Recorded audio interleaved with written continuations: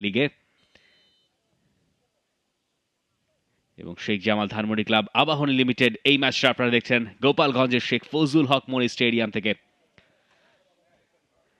যেখানে আকাশি রঙে আবাহনী লিমিটেড, যাদের জার্সির রং আলাদা করে পরিচয় করিয়ে দেওয়ার কোনো প্রয়োজন নেই। আর শেখ জামাল ধানমন্ডি ক্লাব, তারা রং পাল্টেছে। এখন আর তারা সেই ব্রাজিল আর আর্জেন্টিনায় নেই, তারা তাদের নিজস্ব একটা আইডেন্টিটি তৈরি করছে, যেটা আমরা গেল মৌসুম থেকেই দেখছি। এবং সেই আইডেন্টিটির অন্যতম বড় রং সবুজ।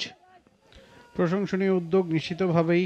একটা লম্বা সময় ধরে আবাহনী আর্জেন্টিনার জার্সি সাথে মিল রেখেই কিন্তু তারা জার্সি গায়ে চাপিয়ে মাঠে নামতো, সেই জায়গাতে যেহেতু তারা বেরিয়ে এসে অবশ্যই তাদেরকে সেই ক্রেডিটটা দিতে হয়।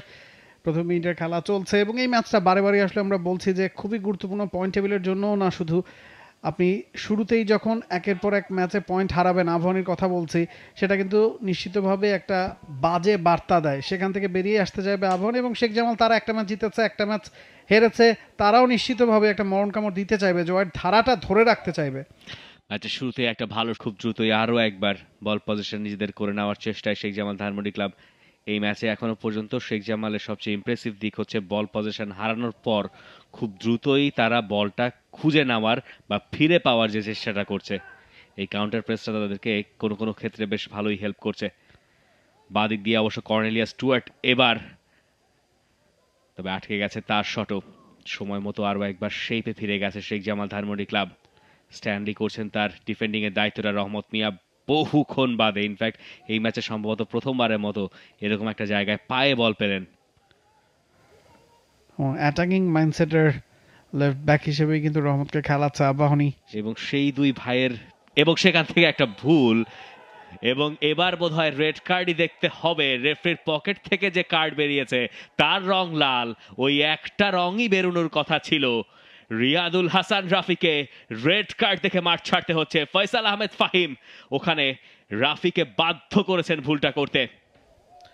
রাফি কিন্তু ভুলটা প্রথমে করেছেন, সেই ভুলটা শোধরাবার জন্য যেটা করলেন সেটা আরও বড় ভুল হলো। ম্যাচে আপনি গোলনীল অবস্থায় আছেন, এখন রেড কার্ড দেখে পুরো সেকেন্ড হাফটা যদি আপনাকে 10 জনের দল হয়ে খেলতে হয়, সেটা কিন্তু অবশ্যই বিপদের একটা কারণ। হ্যাঁ, আক্রমণে উঠছে আবাহনী কাউন্টার অ্যাটাকে দ্রুত গতিতে। জনাথন তিনি সাজিয়েছেন, কর্নেলিয়াস স্টুয়ার্ট রানটা মেক করেছেন, তার সামনে সুযোগ এবং কর্নেলিয়াস স্টুয়ার্টের ফিনিশিং। অবিশ্বাস্য আবাহনী লিমিটেড, অবিশ্বাস্য। 10 জনের দল নিয়ে ম্যাচের শেষ দিকটায় এসে ম্যাচ ছিনিয়ে নিচ্ছে তারা। যে শটটা সেখানে কর্নেলিয়াস স্টুয়ার্ট করলেন, সেটা গিয়ে জালে জড়ালো, কিন্তু ঘটনা আসলে কি ঘটেছে সেটা দেখার দরকার। রয়্যাল ক্লিয়ার করেছেন এবং রেফারির শেষ বাঁশি। আবাহনী লিমিটেড তাদের মৌসুমের প্রথম জয়, লড়াকু জয়, মনে রাখার মতো এক জয়।